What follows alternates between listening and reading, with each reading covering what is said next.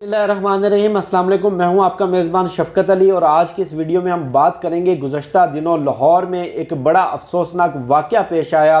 GC university की एक तालबा को मैं खैर उसका नाम अभी नहीं बताऊंगा और उसकी शनाख्त बतानी भी नहीं चाहिए। उसकी डेड बॉडी को एक लड़का लाहौर के एक अस्पताल में छोड़कर फरार हो गया।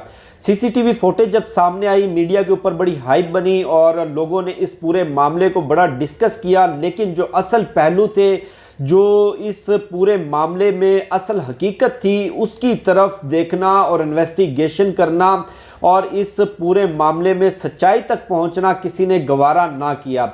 अब जो लड़का उस खातून को मुर्दा हालत में अस्पताल छोड़कर फरार हुआ था, वो अगले दिन पुलिस ने गिरफ्तार कर लिया। उसका नाम उसामा बताया जाता है और वो इस लड़की का स्टूडेंट भी रह चुका है और माजी में करीबी दोस्त भी रह चुके हैं। उसका एक इंटरव्यू भी पुलिस हिरासत में मीडिया पर आया, जिसमें उसने तमाम इल्ज़ामात की तरदीद की और ये कहा कि मेरा उस लड़की के साथ अभी कोई ताल्लुक़ नहीं था। हाँ, माजी में ताल्लुक़ ज़रूर रहा है, हम सिर्फ दोस्त थे और दोस्ती के नाते मैं तो उसकी मदद करना चाहता था और मदद करने के लिए मैंने ये सारा जो अमल है वो सरअंजाम दिया।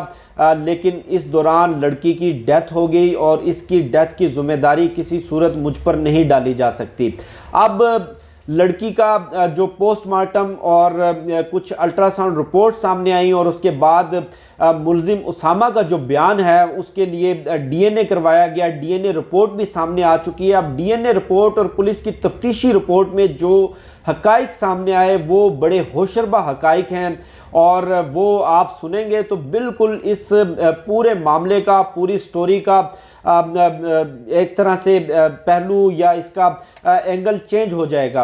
अब लड़की के जो वालिदैन हैं उनका बयान भी सामने आया, उनके इंटरव्यूज़ भी सामने आए। उनका ये कहना है कि हमारी बच्ची नहायत शरीफ बच्ची थी और वो किसी तरह की इस गलत सरगर्मियों में मुलविस नहीं थी। वो तो यूनिवर्सिटी की फ़ीस पे करने के लिए, अपनी डिग्री लेने के लिए लाहौर गई थी गुजरात से। अब लड़की जीसी यूनिवर्सिटी के अंदर स्टूडेंट थी, अभी स्टूडेंट है नहीं, स्टूडेंट थी यानी कि इसकी डिग्री कंप्लीट हो चुकी थी। एमएससी केमिस्ट्री की ये स्टूडेंट थी और अपने घर वालों से ये कहकर ये लाहौर गई थी कि मैं अपनी यूनिवर्सिटी की डिग्री लेना चाहती हूँ, उसके लिए मुझे 1.5 लाख रुपया चाहिए। कुछ पैसा इसके भाई ने दुबई से भिजवाया, कुछ पैसा इसने अपनी तनख्वाह जमा करके रखा हुआ था, वो पैसा लेकर ये लाहौर के लिए गई। लेकिन शाम 5 बजे लड़की का घर वालों के साथ टेलीफोनिक राब्ता बंद हो गया और रात 11 बजे या गालबन अगले दिन उस लड़के का, उसामा का फ़ोन इसकी वालदा को आया कि आपकी बच्ची की तबीयत बेहद ख़राब है, आप फौरी लाहौर पहुँचे। जब वो लाहौर पहुँचे तो उसामा ने उनको लोकेशन नहीं बताई थी। उसके बाद उसामा के साथ भी उनका राब्ता ख़त्म हो गया। फिर दोबारा राब्ता हुआ उनको, जिस हॉस्पिटल के अंदर बच्ची को लेकर गया था उसामा, वहाँ का एड्रेस बताया गया। जब वो लोग वहाँ पर पहुँचे तो उसके बाद वहाँ पर पुलिस मौजूद थी और ये बाद की सारी जो स्टोरीज़ और बाद के सारे एंगल्स आपको मालूम हैं। अब लड़की के घर वालों ने इल्ज़ाम लगाया कि जनाब हमारी बच्ची को किडनैप किया गया, हमारी बच्ची को अगवा किया गया और ये अगवा बराए तवान का मामला था और लड़की के जिस्म के ऊपर तशद्दुद के निशानात थे, उसको कत्ल किया गया, उससे पैसा छीन लिया गया। लेकिन जो अब तक की तफ्तीशी रिपोर्ट सामने आई है पुलिस की और जो postmortem report, DNA report, polygraphic test की रिपोर्ट और उसके साथ साथ जो दीगर साइंटिफिक एविडेंस सामने आए हैं, उसके मुताबिक जो उसामा नामी लड़का है वो किसी हद तक सच बोल रहा है। अब वो इस हद तक तो उसका सच बिल्कुल दुरुस्त है कि लड़की के उसके साथ कोई ताल्लुकात नहीं थे। डीएनए रिपोर्ट ने भी इसकी तायद कर दी। अब डीएनए उसामा के साथ मैच नहीं हुआ, लेकिन लड़की के घर वालों का मौक़िफ़ कि ऐसा कोई मामला नहीं, लड़की की डेथ अबॉर्शन की वजह से नहीं हुई, लड़की की डेथ तशद्दुद की वजह से हुई है, लड़की को बाकायदा कत्ल किया गया है, ये मौक़िफ़ बिल्कुल सरासर गलत साबित हुआ। और जो पुलिस की तफ्तीशी रिपोर्ट है उसके मुताबिक शोरकोट के एक हॉस्पिटल से लड़की का अबॉर्शन करवाया गया और अबॉर्शन करने वाला जो अमला था वो गिरफ्तार कर लिया गया है, जो दाइयाँ थी वो गिरफ्तार कर ली गई हैं। लेकिन जिस डॉक्टर ने अबॉर्शन किया, जिस डॉक्टर ने ये प्रोसेस किया सारा, उसको अभी तक गिरफ्तार नहीं किया जा सकता। दाइयों ने भी और वहाँ का जो अमला था, वहाँ का जो नर्सिंग स्टाफ था, उन्होंने भी इस बात की मुकम्मल तायद की है कि लड़की का अबॉर्शन हुआ और लड़की का एक लाला मूसा से, वहाँ के क्लिनिक से उसने अल्ट्रासाउंड करवाया था। वो अल्ट्रासाउंड रिपोर्ट भी सामने आ चुकी है। उसमें अल्ट्रासाउंड रिपोर्ट में वाज़े ये बताया गया है कि लड़की को 17 महीने की प्रेगनेंसी थी। अब जो मुल्जिम उसामा है उसका ये कहना है, इब्तदाई बयान में उसने ये नहीं बताया कि उस लड़की के किसके साथ ताल्लुकात थे, किसने उसे कहा। उसामा ये झूठ बोलता रहा कि उस लड़की ने खुद मुझे मदद के लिए कहा था, मैं खुद उस लड़की की दोस्ती में मदद करना चाहता था। लेकिन पुलिस तफ्तीश में ये रिपोर्ट सामने आई कि जब अबॉर्शन करवाया गया, जब ये पूरा प्रोसीजर करवाया गया, उस वक्त उसामा के साथ एक शख्स और था शोरकोट के हॉस्पिटल में, और वो शख्स उसामा का भी दोस्त था और इस लड़की का भी दोस्त था, यानी कि ये तीनों करीबी दोस्त थे। जो तीसरा लिंक इस पूरी स्टोरी के अंदर मिल रहा है, तीसरा लिंक मंशियात का मिल रहा है।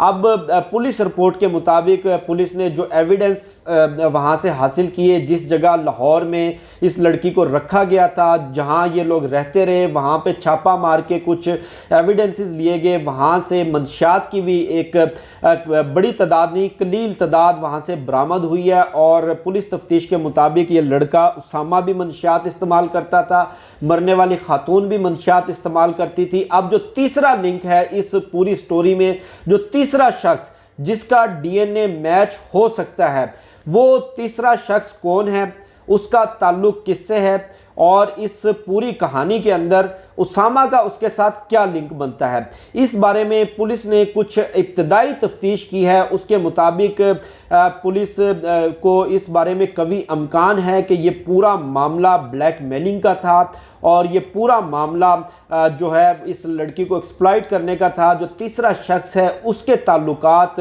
इस खातून के साथ थे, जिसके नतीजे में ये पूरा इनको अबॉर्शन का अमल करवाना पड़ा, जिसके नतीजे में लड़की की डेथ हुई। अब इस पूरी कहानी के अंदर जो 3 एंगल सामने आ रहे हैं और 3 जो खौफनाक और होशरबाब इंकशाफात जो हमारी सोसाइटी का, हमारी समाज का एक बहुत बड़ा मसला है, वो हमारे तालीमी इदारों के अंदर मंशियात। अब मंशियात इंडिविजुअल लेवल के ऊपर सप्लाई नहीं की जा रही, बड़ा एक इसका मुनज़्ज़म रैकेट है, बड़ा एक मुनज़्ज़म इसका कार्टल है मंशियात का। बड़े बड़े लोग और पुलिस समेत तमाम सियासतदान और ब्यूरोक्रेसी के कुछ अहम पुर्जे भी इस रैकेट का हिस्सा हो सकते हैं। उसके साथ साथ एक और रैकेट हमारे तालीमी इदारों के अंदर लड़कियों की सप्लाई, जिन्स की सप्लाई, ये भी इस पूरी स्टोरी के अंदर पहलू सामने आ रहा है। तीसरा जो पहलू है वो जेली क्लिनिक्स के ऊपर अताई डॉक्टरों की जानिब से गैर कानूनी तौर के ऊपर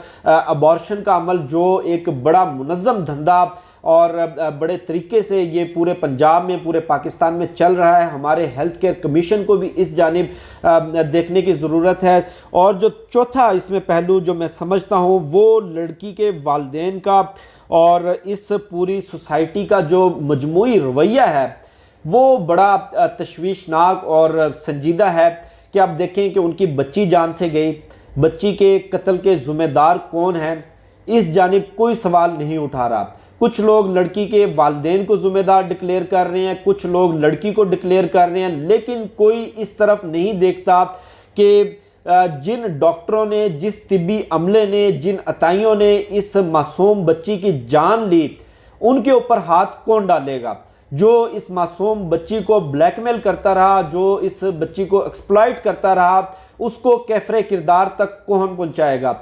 हमारे तालीमी इदारों के अंदर जो मंशियात का, जो जिन्स का धंधा चलाते हैं, जो ये पूरा रैकेट चलाते हैं, उसके ऊपर हाथ किसने डालना है। और जो तीसरा किरदार जिसको मुल्जिम उसामा बचाने की कोशिश कर रहा है, जिसका नाम नहीं ले रहा, उसका ताल्लुक किससे है, उसको पुष्ट पनाही कौन कर रहा है, उसको सपोर्ट कौन कर रहा है, ये सवाल भी अब हमारे समाज को करना चाहिए, हमारे तफ्तीशी इदारों से करना चाहिए।